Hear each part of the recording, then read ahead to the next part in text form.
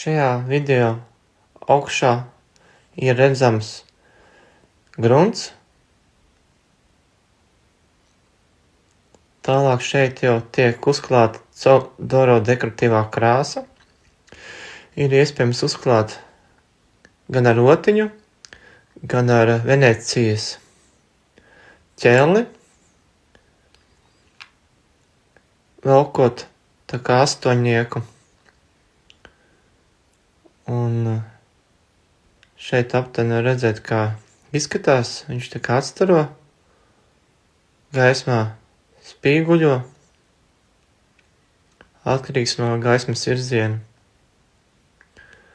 Un tālāk jau būs redzams, ka tiek apstrādāta arī sienas daļa ar vasku, kur tiek ielikts iekšā perlamutra pulveris ar zeltu un viegli uzpulēts. Un izskatās tāda tā kā zeltaina efekta.